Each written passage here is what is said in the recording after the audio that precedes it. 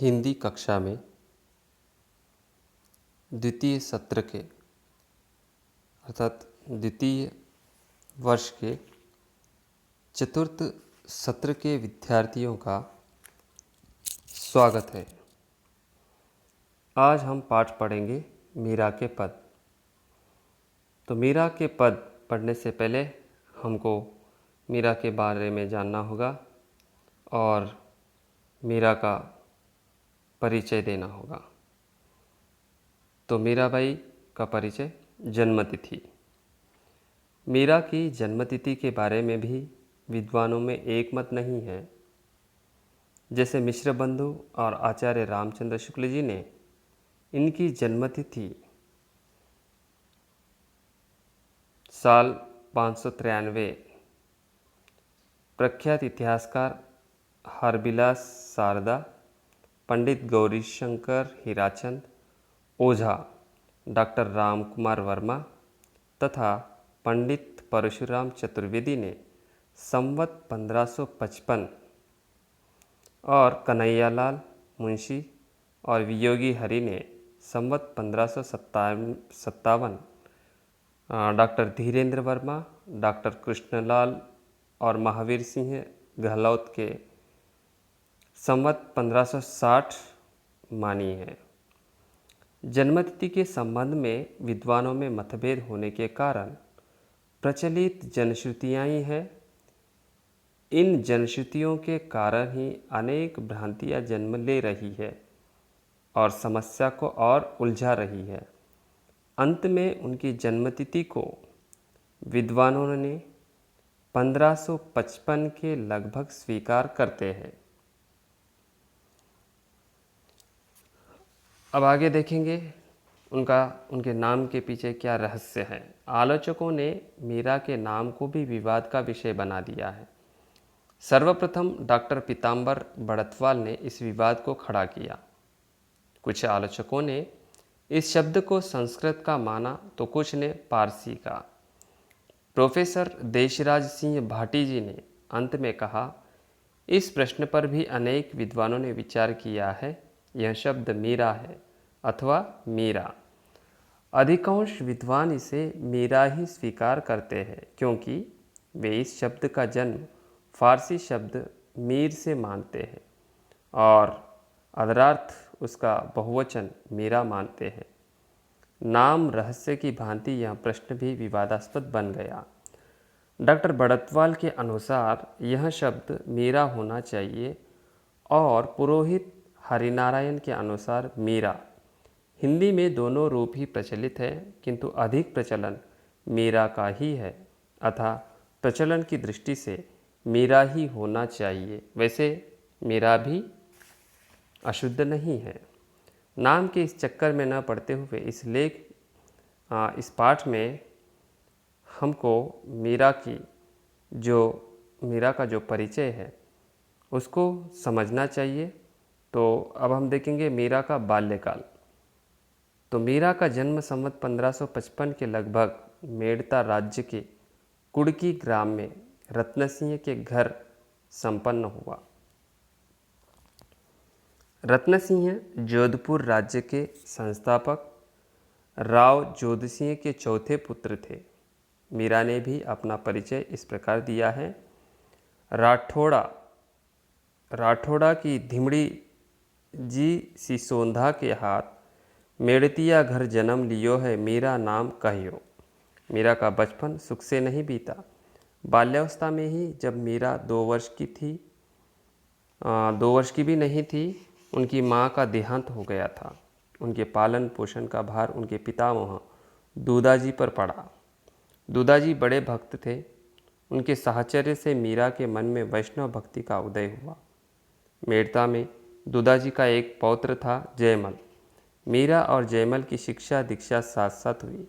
जैसे जैसे मीरा बढ़ती गई वैसे वैसे उनकी भक्ति भावना का विकास भी होता गया। भक्ति के संस्कारों ने उनके जीवन को ही बदल दिया। मीरा के बचपन से संबंधित कई जनश्रुतियाँ प्रचलित हैं। उनसे यह बात सिद्ध होती है कि बचपन में ही उनके मन में कृष्ण के प्रति अपार अनुराग का उदय हुआ था। इतना ही नहीं, बल्कि उन्होंने श्री कृष्ण को ही अपना वर स्वीकार किया था। उनके पितामह दुदाजी की मृत्यु के पश्चात उनके ज्येष्ठ पुत्र वीरमदेव जी ने 18 वर्ष की अवस्था में चित्तौड़ के राणा सांगा के ज्येष्ठ पुत्र कुमार भोजराज के साथ मीरा का विवाह कर दिया। कुंवर भोजराज बहुत बड़े वीर और सज्जन व्यक्ति थे। मीरा मेड़ता से मेवाड़ पहुंची। साथ में श्री कृष्ण की मूर्ति भी थी। हर स्थिति में उनके मन में श्री कृष्ण के प्रति अनन्य भाव की भक्ति थी। मीराबाई का वैवाहिक जीवन सुखी नहीं रहा। संवत 1580 के आसपास अचानक भोजराज का देहांत हो गया। इस दुखद घटना ने मीरा के जीवन को ही बदल दिया।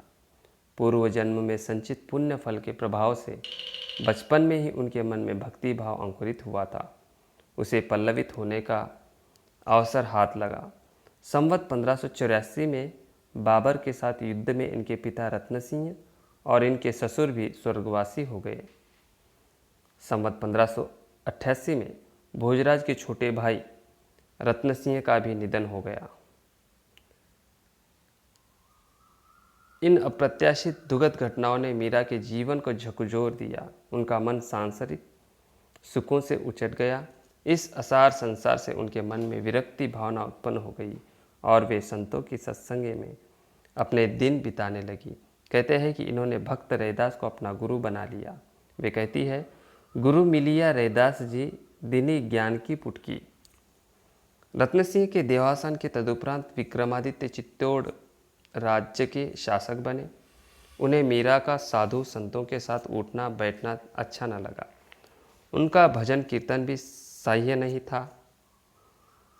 इससे रूठकर उनके देवर ने उन्हें कई कष्ट दिए। यहाँ तक कि उसने मीरा के लिए विष का प्रबंध किया, जो हम पाठ में देखते हैं। उसे मीरा ने सहर्ष पान किया। वह विष ही मीरा के लिए अमृत बन गया। उन्होंने स्वयं लिखा, रानी जी भेजा विष का प्याला। रानी जी नहीं, यहाँ पे कुछ हमको दुरुस्त करना होगा। राणा जी ने भेजा विष का प्याला, अमृत कर दीजो जाए। ठीक है, राणा जी ने भेजा विष का प्याला, ये पाठ में हम देखेंगे। कुछ लोग यह भी स्वीकारते हैं कि उनकी मृत्यु विष से ही हुई है। कहते हैं कि बीजावर्ग जाति के एक महाजन का इस कार्य में हाथ था। आज जो उस वर्ग के लोग हैं वे भी इस बात को स्वीकार करते हैं। यह भी कहा जाता है कि मीरा ने मरते मरते एक शाप दिया था कि उस जाति के कुल में संतान ही तो आमदनी में तरक्की न हो। उस जाति के कुल में संतान हो तो आमदनी में तरक्की न हो, और आमदनी हो तो संतान न हो। यह शाप सच निकला। मीरा पर होती अमानुषिक यातनाओं को सुनकर इनके चाचा वीरमदेव ने उन्हें मेड़ता में बुला लिया। अब मीरा का जीवन चाचा की स्नेह छाया में सुखपूर्वक बीतने लगा। इधर गुजरात के सुल्तान बहादुर शाह ने चित्तौड़ पर अधिकार कर लिया। इस युद्ध में विक्रमादित्य मारे गए और जोधपुर के मानदेव ने वीरमदेव से मेड़ता छीन लिया। इस स्थिति से मीरा का मन व्याकुल हुआ और वे वृंदावन और द्वारका के लिए चल पड़ी। तुलसी के एक पद के आधार पर यह अनुमान लगाया जाता है कि मीरा का तुलसी से परिचय हुआ। वृंदावन की कुंज गलियों को देख मीरा मंत्रमुग्ध हो गई। उनका कृष्ण प्रेम पल्लवित और पुष्पित हुआ। उनकी भक्ति को पूर्णत्व प्राप्त हुआ। वृंदावन का शांत वातावरण और प्रकृति छटा ने उन्हें मोह लिया था, पर वे वहाँ भी रह न सकी। संवत 1660 के लगभग उन्होंने वृंदावन त्याग कर द्वारिका में प्रवेश किया। वहाँ जाकर मीरा रणछोड़ की भांति में आत्मविभोर हो गई। उनकी भक्ति की सराहना दूर दूर तक होने लगी। इसी समय उनके चचेरे भाई जयमल ने पुनः मेड़ता को वश में कर लिया। मीरा के लौटने के लिए जयमल ने जो प्रयत्न किए उनमें उन्हें सफलता नहीं मिली।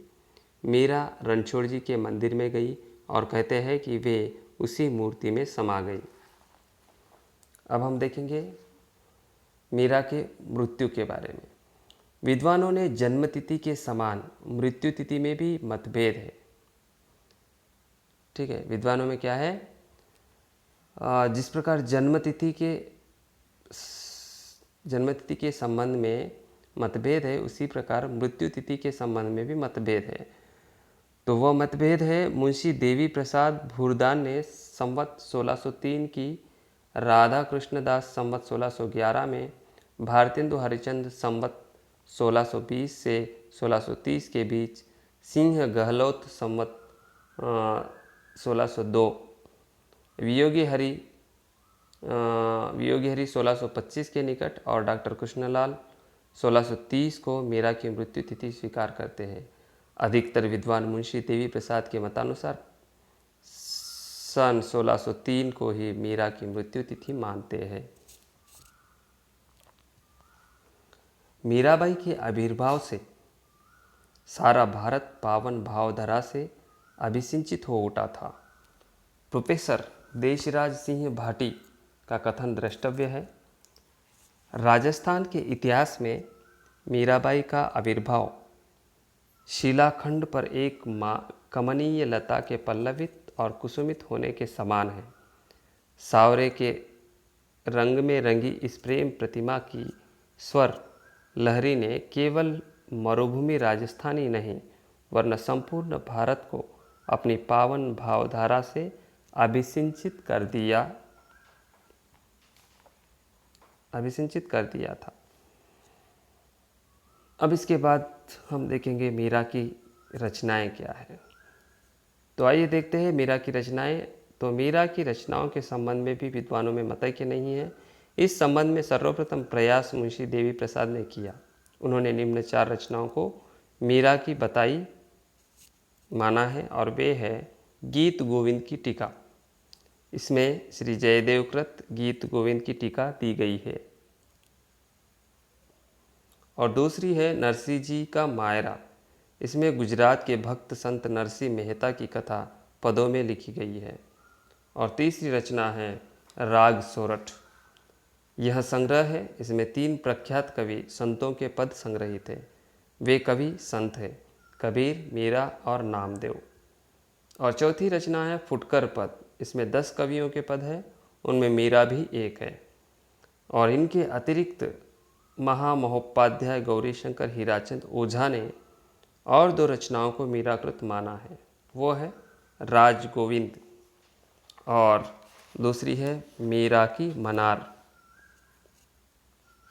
ठीक है, तो इन 6 पुस्तकों के अतिरिक्त झवेरी महोदय ने गुजरात में प्रचलित गरबा गीत को भी मीरा की रचना माना है।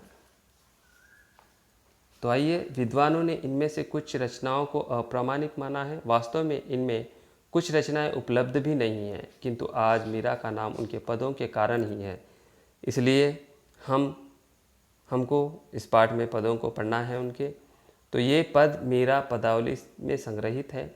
इन पदों में मीरा के कृष्ण के प्रति प्रेम एवं भक्ति भाव के दर्शन होते हैं। उनकी भक्ति माधुर्य भाव की है। कृष्ण को अपना प्रियतम मानते हुए उन्होंने अपने अंतस्थल की विरलता व्यंजित की है।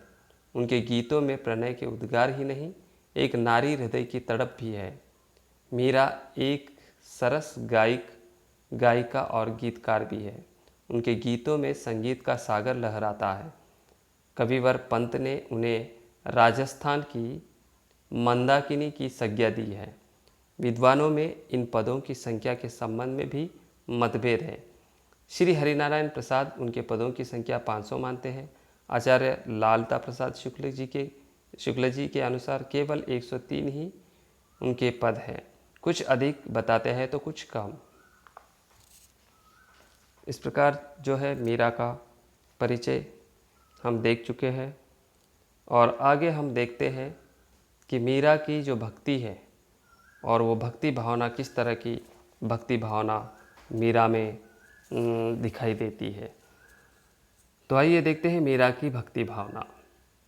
सृष्टि के आदिकाल से लेकर आज तक भक्तों तथा विविध आचार्यों ने भक्ति को परिभाषित करने का प्रयत्न किया है। इस प्रयत्न में उनकी व्यक्तिगत अनुभूति का विशेष हाथ रहा है।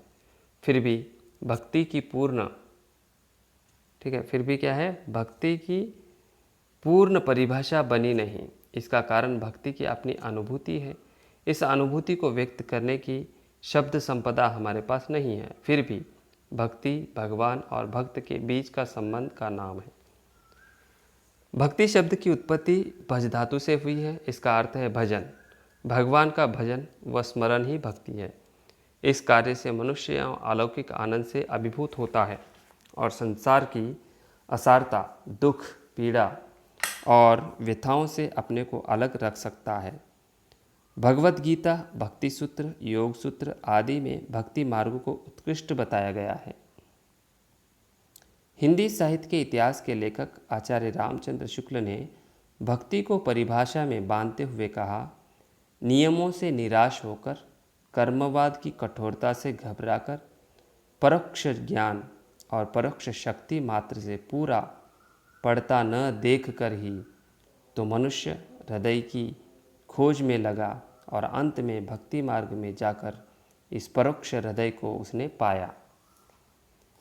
ये भक्ति मार्ग का जो विचार है, तो हिंदी साहित्य के लेखक आचार्य रामचंद्र शुक्ल ने भक्ति की परिभाषा देते हुए इस प्रकार कहा है। फिर हम देखते हैं नारद जी के अनुसार भक्ति परम प्रेम स्वरूपा तथा अमृत स्वरूपा है। क्या है नारद जी के अनुसार? भक्ति परम प्रेम स्वरूपा तथा अमृत स्वरूपा है। इसे प्राप्त करके मनुष्य सिद्ध और अमर और तृप्त हो जाता है। भक्तिराज शांडिल्य ने ईश्वर में प्रगाढ़ अनुरक्ति को ही भक्ति की संज्ञा दी है। वास्तव में ईश्वर के प्रति सच्चा अनुराग ही भक्ति की विशेषता है। कबीर ने इसे प्रेम का घर माना है। भक्ति की विवेचना करने के लिए इसे कई भागों और उपभागों में विभाजित किया है। उनमें है नवदा भक्ति भी एक है, और श्रवण, कीर्तन, स्मरण, पाद सेवा, अर्चन, वंदन, दास्य, सख्य और आत्मनिवेदन। ये जो है कई भाग हैं जो भक्ति के हमको दिखाई देते हैं। अब आगे देखेंगे कृष्ण भक्ति के विविध संप्रदाय। तो मीराबाई जो है वो कृष्ण भक्त कवयित्री होने के नाते हमको यह भी समझना चाहिए कि कृष्ण भक्ति के संप्रदाय कौन कौन से हैं। तो कृष्ण भक्ति के संप्रदायों में निम्न 5 संप्रदाय बहुत ही महत्वपूर्ण हैं, और वे इस प्रकार है। वल्लभ संप्रदाय, और दूसरा है गौंडी संप्रदाय, और तीसरा है राधा वल्लभीय संप्रदाय, और चौथा है सखी संप्रदाय, और पांचवा है निम्बार्क संप्रदाय। तो उपरोक्त संप्रदायों में से जो मीरा का जो संप्रदाय है वह किस में आता है वो हम देखते हैं। तो उपरोक्त संप्रदायों में से मीरा किसी भी एक संप्रदाय की अनुयायिनी नहीं रही है। ठीक है, जो जितने भी 5 संप्रदाय हैं, वल्लभ संप्रदाय है, गौंडी संप्रदाय है, राधा वल्लभी संप्रदाय है, सखी संप्रदाय है, निम्बार्क संप्रदाय है, तो इन 5 में से मीरा किसी भी एक संप्रदाय की अनुयायिनी नहीं रही है। उनकी भक्ति जो है, उनकी भक्ति पर निर्गुण और सगुण का विशेष रूप से प्रभाव पड़ा है। उनकी भक्ति पर निर्गुण और सगुण का विशेष रूप से प्रभाव पड़ा है। उन पर इनके साथ साथ नवदा भक्ति तथा गौंडीय संप्रदाय की मधुर भावना का प्रभाव पड़ा है। अध्ययन की सुविधा के लिए इनकी भक्ति पद्धति को 2 वर्गों में बांटना उचित रहेगा। तो नंबर 1 है निर्गुण भक्ति पद्धति, और दूसरी है वैष्णव भक्ति पद्धति। तो मुख्य रूप से भक्ति के 5 स्वरूप माने गए हैं, जो इस प्रकार है: शांत, दास्य, सख्य, वात्सल्य और माधुर्य। तो मीरा में इन 5 रूपों के दर्शन होते हैं, किंतु इन पांचों जो स्वरूप है, इन 5 स्वरूपों में से उनमें माधुर्य भाव ही प्रमुख दिखाई देता है।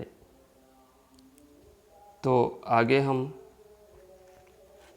देखेंगे कि निर्गुण भक्ति क्या है, और निर्गुण भक्ति के बाद हम देखेंगे कि वैष्णव भक्ति क्या है। बहुत ही संक्षिप्त रूप से हम इसे पढ़ेंगे, क्योंकि हमको पाठ भी पढ़ना है और पाठ को भी समझाना है। तो आइए हम देखते हैं निर्गुण भक्ति पद्धति। तो मीरा निर्गुणोपासक रैदास की शिष्या थी, इस कारण कुछ हद तक उन पर निर्गुण का प्रभाव पड़ा। फिर भी ये कृष्ण को सांचो प्रीतम मानती है। उन्होंने सगुण साकार भगवान कृष्ण के गीत गाए हैं। उनके पदों में जहाँ एक ओर जप, तप, मूर्ति पूजा आदि सगुण साधना परिलक्षित होती है, वहाँ दूसरी ओर समाधि, ध्यान, सुरति, हठयोग, अद्वैतवाद तथा ब्रह्मवाद के रूप भी मिलते हैं। इस प्रकार उनमें विरोधी तत्वों का समन्वय है। मीरा में संसार के प्रति विरक्ति की भावना तथा गिरिधर लाल के प्रति अनुराग की भावना है। वे उनके आगे नाचती है, गाती है, आरती करती है और विविध प्रकार से आत्मनिवेदन भी करती है। वे स्वप्न में भी गिरधर लाल से मिलती है।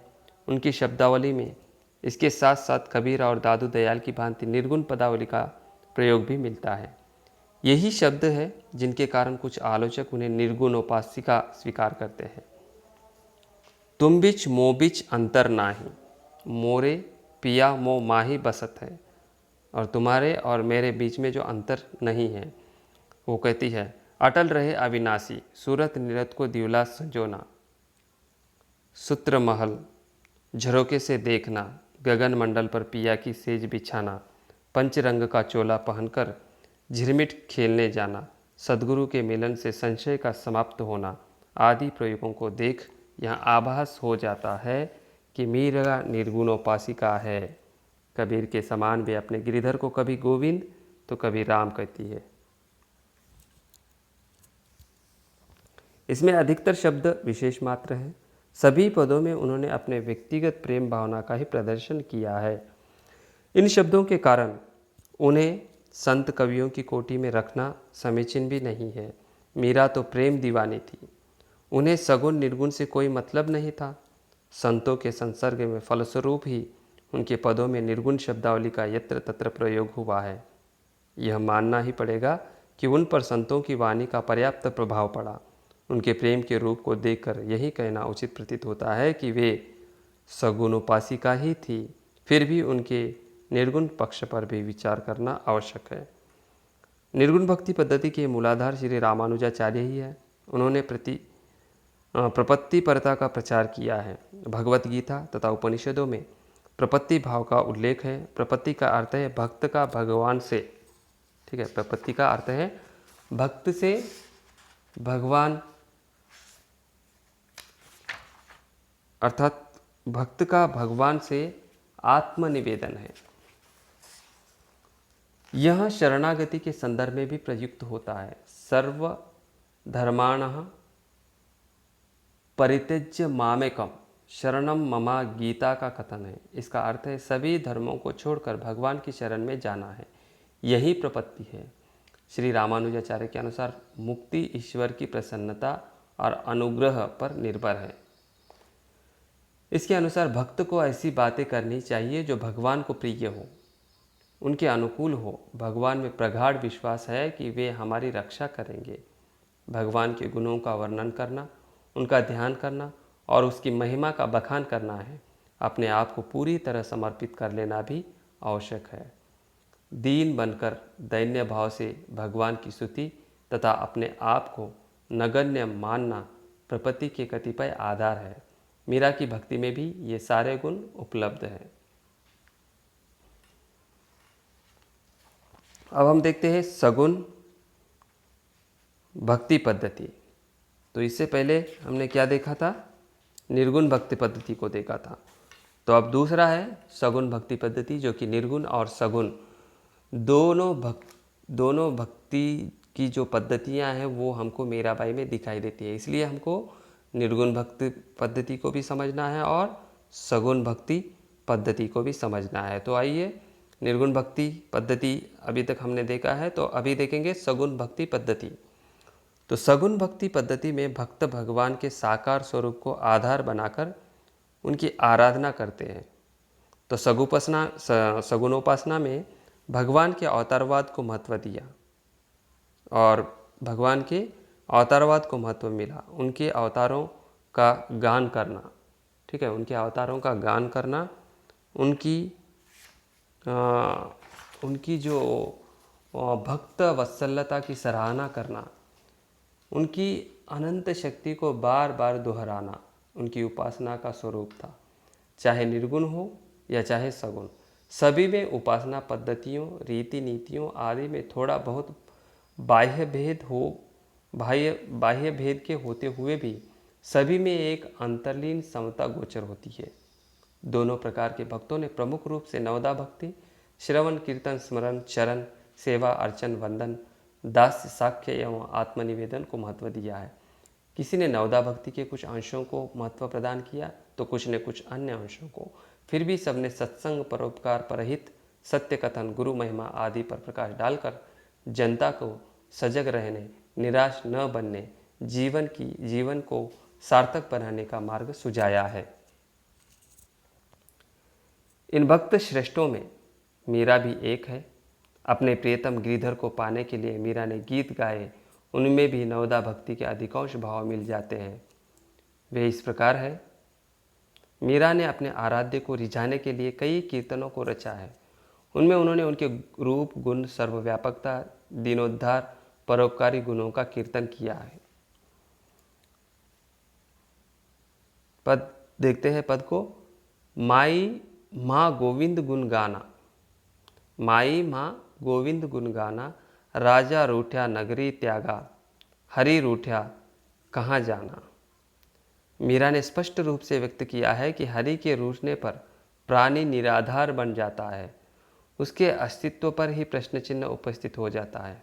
मीरा ने अन्य कवि भक्तों की भांति स्मरण को महत्व दिया है। प्रभु स्मरण में वे अपने आप को रमा देती है। वे कहती है, रमैया मेरे तो ही सू लागी नेह, लागी प्रीत जिन तोड़े रे, बाला अधिको कीजे नेह। भक्तों ने चरण सेवा को अधिक महत्व दिया है। मीरा ने प्रभु के चरणों को सुभाग, शीतल, कोमल और जगत की ज्वाला हरण बताते हुए कहा है, मन थे परस हरि के चरण, मन थे परस हरि के चरण, सुभग शीतल कमल कोमल, जगत ज्वाला हरण। तो इस प्रकार जो है मीरा ने प्रभु का वंदन सच्चे मन से किया है। उनके प्रेम में इतनी शक्ति है कि उसने बार बार स्थान स्थान पर प्रभु की वंदना की है। माँ गिरधर आज्ञा नाचारी, माँ गिरधर आज्ञा नाचारी, नाच नाच माँ रसिक रिझावे, प्रीत पुरातन जांचारी। तो मीरा जो है अपने प्रियतम को रिझाने के लिए नाचती है, गाती है और अपने रसिक शिरोमणि को रिझाकर वह यह स्पष्ट करती है कि उनका प्रेम पुराना है। भक्तों ने भगवान की प्रीति पाने के लिए दास्य भाव का प्रदर्शन किया है। वे बार बार प्रभु से निवेदन करती है, मीरा को प्रभु सांची दासी बनाओ, झूठे धंधों से मेरा फंदा छुड़ाओ। तो आगे देखते हैं, दास्य भाव से घिघियाते हुए बहुत दिन बीत गए और गिरिधर को ही सर्वस्व मानने लगी तो उनकी आराधना में विविध रूपों का प्रादुर्भाव हुआ। इन्हीं कतिपय रूपों में सख्य भाव भी था।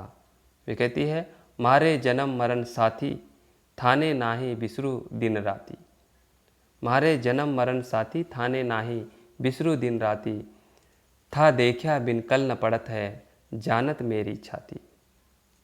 तो कृष्ण के भक्तों ने विशेषकर वल्लभ संप्रदायों ने कृष्ण के बाल रूप का वर्णन प्रस्तुत किया है। उनके संप्रदाय में कृष्ण का बाल रूप ही मान्य था। मीरा ने भी उनके बाल रूप का चित्रण किया है, पर वह सूर की भांति प्रभावशाली नहीं है। वे कहती है, जागो बंसीवारे ललना, जागो बंसीवारे ललना, जागो मेरे प्यारे, रजनी बीत भोर भयो है, घर घर खुले की वारे, गोपी दही मतत सुनियत है, कंगना के झनकारे, उठो लालजी भोर भयो है, सुर नर ठाड़े द्वारे। तो भगवान का अनुग्रह पाना वल्लभीय भक्ति पद्धति है। पोषणम तदनुग्रहम, दूसरी बात है अनन्य भावना का होना। तो सूर कृष्ण को छोड़ अन्य देवता की उपासना नहीं करना चाहते। उनके अनुसार कामधेनु को छोड़कर छेरी का दूध दूहना है। मीरा भी बताती है कि कृष्ण को छोड़कर अन्य देव की पूजा करना हाथी से उतरकर गधे पर चढ़ने के समान है। वो कहती है, चोरी न करिया जीव न सतास्या, चोरी न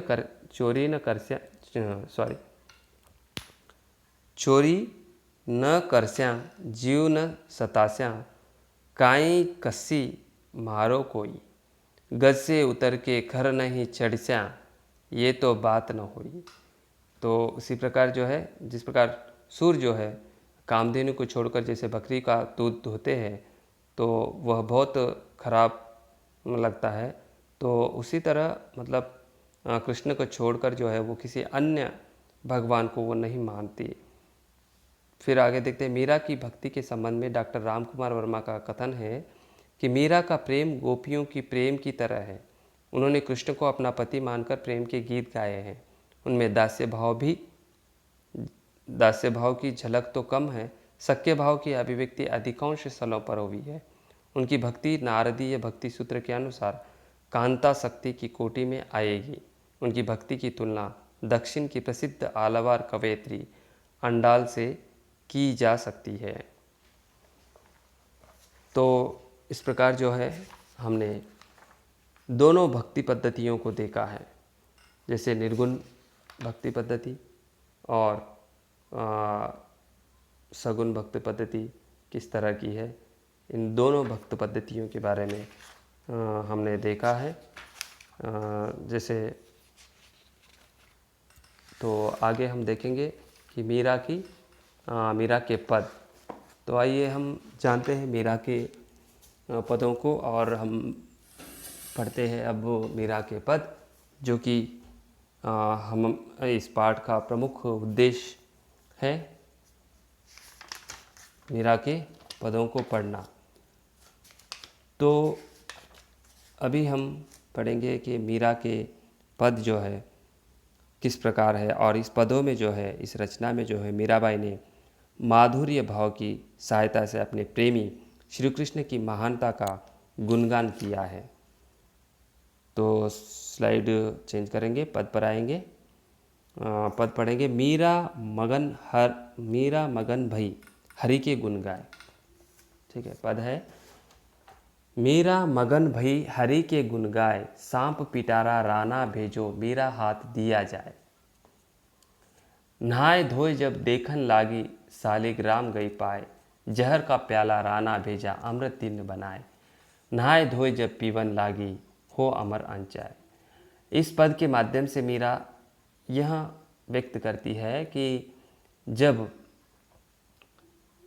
मीरा के पति भोजराज का देहांत हुआ था, तो तब जो है मीराबाई कृष्ण के भक्ति में लीन हो गई और वह साधु संगति में उठने बैठने लगी और कृष्ण का गुणगान करने लगी और कृष्ण के गीत गाने लगी। तो तब जो है मतलब पहले जो है उस मध्यकाल में कोई स्त्री घर के बाहर नहीं निकलती थी और वो चार दीवारों के अंदर घर में ही सीमित थी। तो उसका विरोध मीराबाई ने किया और मीराबाई ने जब उसका विरोध विरोध करके जब घर से बाहर निकली तो बहुत लोगों को खटका। तो समाज में जो है, जो पहले जो परंपरा चलते आ रही है, उस परंपरा का उसने विरोध किया।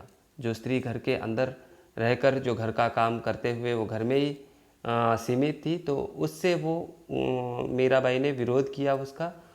तो मीराबाई ने जब विरोध किया, विरोध करने के बाद उनका जो देवर था, उनके देवर को खटका और उनके देवर को अच्छा नहीं लगा।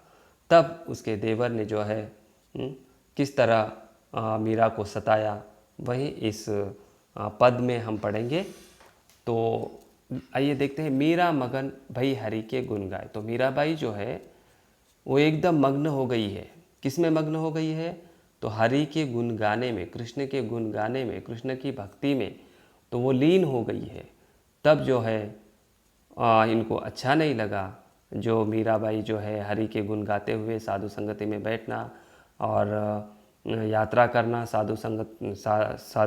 साधुओं के साथ, तो वो उनको अच्छा नहीं लगा राणा को। तब राणा जी ने क्या किया, सांप पिटारा राणा भेजो, मेरा हाथ दिया जाए। तो सांप का जो पिटारा होता है, तो वो सांप का पिटारा राणा जी ने किसको भेजा, मीरा के हाथ में दिया।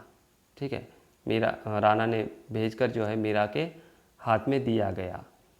तो वह सांप का पिटारा जब मीराबाई नहाए धोए जब देखन लागी, तो नहाकर धोकर और कृष्ण की पूजा कर कृष्ण को स्मरण करते हुए वो जैसे ही उस पिटारे को खोला, तो उस पिटारे में क्या हुआ, शालिग्राम गई पाए। तो उसमें जो है ये शालिग्राम जो होता है, तो वह उसको दिखाई दिया और वह जो है अपने माथे पे वो कुमकुम लगा लिया। आगे देखते हैं, जहर का प्याला राना भेजा, अमृत दिन न बताए। तो कृष्ण को वो सब कुछ अपना पति भी मानती है, अपना आराध्य भी मानती है। तो ये सब जो है राणा जी को अच्छा नहीं लगा। तो राणा जी ने क्या किया, फिर जहर का प्याला राणा भेजा। जहर का प्याला जो है राणा जी ने भेज दिया, और जैसे ही वो जहर का प्याला उसे मिला मीराबाई को, तो जब वो नहाए धोए जब पीवन लागी हो अमर अंचाए, वो नहा कर धोकर और कृष्ण की पूजा करके कृष्ण को स्मरण करते हुए जब वो जहर का प्याला पीने लगी, तो वह जहर का प्याला जो है वो अमृत बन गया और हो अमर अंचाए, मतलब वो अमर हो गई। तो इसी प्रकार आगे देखते हैं दूसरा स्लाइड, जो कि पहले पद में ही है। सूल सेज राणा ने भेजी, ठीक है, क्या भेजा राणा ने, सूल सेज राणा ने भेजी, दीजो मेरा सुलाए। तो राणा ने जो है कांटे बिछाए, कहाँ पे, जहाँ पर मीराबाई सोती है। तो सूल सेज राणा ने भेजी, दीजो मेरा सुलाए। उस पर जब मीराबाई सो जाती है, जब सांझ होती है, शाम होती है, सोने का समय होता है, तब जो है मीराबाई जैसे ही सोने के लिए वो जाती है और वो सो जाती है उन कांटों पर, तो वो कांटे क्या बन जाते हैं, मानो फूल बिछाए, जैसे फूल बिछाए हुए हैं। तो इतनी भक्ति और इतनी तन्मयता से, भक्ति में इतनी मग्न होते हुए मीराबाई जो है हमेशा प्रभु की स्मरण में, प्रभु को याद करते हुए वो हर काम में अपने जीवन में प्रभु को ही सब कुछ मान लिया है। अपने आप को जो है प्रभु को उसने समर्पित किया है। इसलिए जब राणा जी ने उसको उसके पलंग पे जो कांटे बिछाए थे, तो वो कांटे भी जो है जब वो सोने लगी, तब जो है क्या बन गए, फूल, जैसे फूल बिछाते हैं वैसे फूल बन गए। फिर वो कहती है, मीरा रे प्रभु सदा सहाई, राखे बिघन हटाए। तो मीरा इतनी तन्मय हो गई थी कि भक्ति में, तो वो कहती है, मीरा रे प्रभु सदा सहाई। उसका साथ देने वाले कौन है, उसके प्रभु कृष्ण है। राखे बिघन हटाए, उसके रास्ते में कुछ भी विघन, कुछ भी विघ्नाएँ, कुछ भी दुख आने दीजिए, तो उन दुखों को हरने वाले, उन दुखों को दूर करने वाले उसके प्रभु जो है, मीराबाई के प्रभु श्री कृष्ण हैं।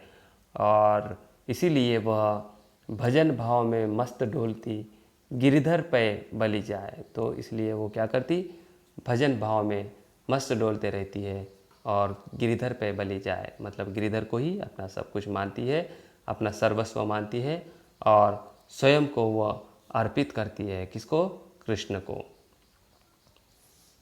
तो आइए आगे देखते हैं हम दूसरा पद। दूसरे पद में वो कहती है, म्हारे घर आजो प्रियतम प्यारा।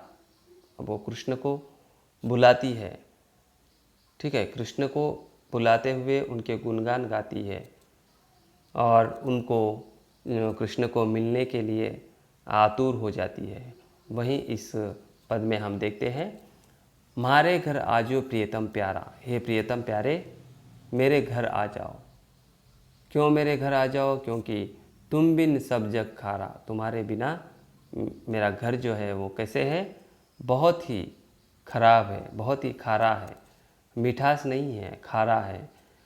तन मन धन सब भेंट करूं, ओ भजन करूं मैं थारा। मैं जो हूँ तन और मन धन सब आपको समर्पित करती हूँ और हमेशा जो है मैं तुम्हारा ही भजन करते रहती हूँ। तुम गुणवंत बड़े गुण सागर, मैं हूँ जी अवगनहारा। तुम जो हो बहुत गुणवंत हो और तुम्हारे पास जो है एक गुणों का सागर है, गुणवंत है, और आप जो है बड़े गुण सागर हैं। तो मैं हूँ जी अवगनहारा, तो मेरा जी कर रहा है कि तुम्हारे गुणों को स्वीकार कर लूँ। मैं निगुनी गुण एको नाहि, तुम हो बस गनहारा। मुझ में जो है एक भी गुण नहीं है, तुम में जितने गुण हैं, तुम जो है गुणवंत है, तुम जो हो गुणवंत हो, और तुम्हारे पास बहुत बड़ा गुण सागर है। लेकिन मैं निगुनी गुण एको नाहि, तुम हो बस गनहारा। तो मेरे पास वो गुण नहीं है, इसलिए मैं तुम्हारे में बस जाऊंगी। तुम हो बस गनहारा, तुम्हारे ही गुणों को आत्मसात करूंगी, तुम्हारे ही गुणों को अपनाऊंगी। मीरा कहे प्रभु कब ही मिलोगे, था बिन नैन दुशारा। और आगे मीराबाई कहती है कि हे प्रभु तुम कब मिलोगे, क्योंकि तुमको मिलने के लिए जो है मेरे नयन इंतज़ार कर रहे हैं। ठीक है, मेरे नयन तरस रहे हैं तुमको मिलने के लिए। इस प्रकार जो है दूसरे पद में हमने देखा। और आइए अब हम अंत में तीसरा जो पद है उस तीसरे पद को पढ़ेंगे। और इसमें भी श्री कृष्ण को वो श्री कृष्ण के दुख में, श्री कृष्ण से बिछड़ने में, विरह में वो किस तरह अपना भाव व्यक्त करती है, वह हमको इस पद के माध्यम से दिखाई देता है। वो कहती है, प्यारे दर्शन दीजो आए, तुम बिन रहे न जाए। जल बिन कमल चंद बिन रजनी, ऐसे तुम देखा बिन सजनी। आकुल व्याकुल फिरू रैन दिन, विरह कलेजा खाए। दिवस न भूख नींद नहीं रहना, मुख से कथन न आवे पैना। वह कह रही है मीराबाई कि प्यारे दर्शन दीजो आए, है प्यारे मुझे दर्शन देने के लिए आइए, क्योंकि तुम बिन अब मैं नहीं रह सकूंगी। जिस प्रकार जो है जल के बिना कमल नहीं रह सकता, और जिस प्रकार जो है चंद्र के बिना चांदनी नहीं रह सकती, वैसे तुम जो है मुझे दर्शन देने के लिए मैं नहीं रह सकती हूँ, इसलिए तुम मुझे दर्शन देने के लिए आइए। वो कहती है आगे, आकुल व्याकुल फिरू रहने दिन। ठीक है, मैं जो हूँ आप नहीं है, इसलिए इधर उधर फिरते रहती हूँ, दिन भर इधर उधर फिरते रहती हूँ। विरह कलेजा खाए, तो विरह में जो है मेरा कलेजा जल रहा है, विरह में मैं तड़प रही हूँ। और मुझे इस प्रकार विरह है कि दिवस न भूख नींद नहीं रहना, दिन में भूख नहीं लग रही है और रात में जो है नींद नहीं आ रही है। मुख से कथन न आवे बहना, तो मुख से क्या कहना है मुझे कुछ समझ में नहीं आ रहा है।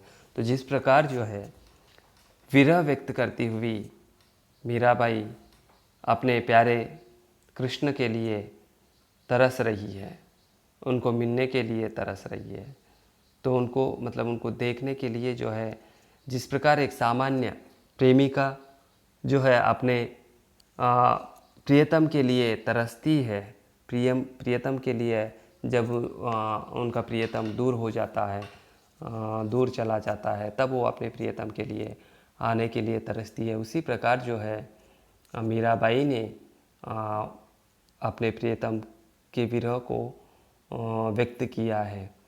तो मीराबाई की तरह मीराबाई जो है एक स्त्री होने के नाते उसके काव्य में, उसके जीवन में जो विरह था, उसके जीवन में जो दुख था, उसने अपने इस पद के माध्यम से व्यक्त किया है। और मीराबाई ने ही नहीं बल्कि आजकल हम देखते हैं कि प्रेम में युवा युवती जो है वो किस तरह अलग होने के बाद जो है वो विरह में जलते हैं, वो भी हम देख सकते हैं। लेकिन यहाँ जो विरह है वह भगवान के प्रति विरह है, भगवान के प्रेम के प्रति भक्ति है। तो वही उनके पद में हमको दिखाई देता है। और अंत में हम पद देखेंगे आगे। वो कहती है, कहा करूँ कुछ कहत ना आवे, मिलकर तपत बुझाए। मैं क्या करूँ, कुछ कहने के लिए मुझे नहीं आ रहा है, और कुछ सूझ नहीं रहा है, और कुछ समझ नहीं रहा है, और मैं इस प्रकार जो हूँ विरह में जल रही हूँ। तो जलने के बाद जो है मेरी तड़प कब मेरी तपत जो है वो कब बुझ जाएगी। तो मेरी तपत मेरी आशा जो है वो तभी बुझ जाएगी जब मिलकर तुमसे जब मैं मिलूँगी, तभी जो है मेरी इच्छा पूरी होगी। अंत में कहती है, क्यों तरसाओ अंतर्जामी, क्यों तरसाओ अंतर्जामी, आए मिलो कृपा कर स्वामी, मीरा दासी जन्म जन्म की परी तुम्हारे पाए। अंत में कहती है कि कहाँ करूँ कुछ कहत ना आवे, मिलकर तपत बुझाए, मैं क्या करूँ कुछ समझ में नहीं आ रहा है। तो इतना तड़प रही हूँ कि ये तड़प जो है तुमको मिलने के बाद ही ख़त्म हो जाएगी। तो अपने आराध्य को वो कहती है, क्यों तरसाओ अंतर्जामी, हे मेरे अंतर्जामी, क्यों मुझे इतना तड़पा रहे हो, क्यों मुझे इतना तरसा रहे हो, तड़पा रहे हो। आए मिलो कृपा कर स्वामी, मैं कृपा करती हूँ कि मुझे आकर मिलो, मीरा दासी जन्म जन्म की परी तुम्हारे पाए। तो मीरा जो है वो दासी बनकर रहेगी, जन्म जन्म की दासी बनकर रहूँगी और तुम्हारे ही पाँव पड़ते रहूँगी, क्योंकि मैंने जो कुछ आत्मसमर्पित किया है वह आप ही है और मैंने सब कुछ न्यौछावर आप पर कर दिया है। मेरे आराध्य तुम ही हो, मेरे पति तुम ही हो, मेरे ईश्वर तुम ही हो, मेरे भगवान तुम ही हो। इस प्रकार जो है मीरा इस पदों में अपने अपना विरह व्यक्त करती है। तो यह पहली स्त्री है, मध्यकाल में जो है पहली स्त्री है जो कि संसार में, दुनिया में जब स्त्री को स्वतंत्र नहीं था, स्त्री जो है घर के बाहर से नहीं निकल सकती थी, तो ऐसे समय में मीराबाई ने अपने घर से और समाज से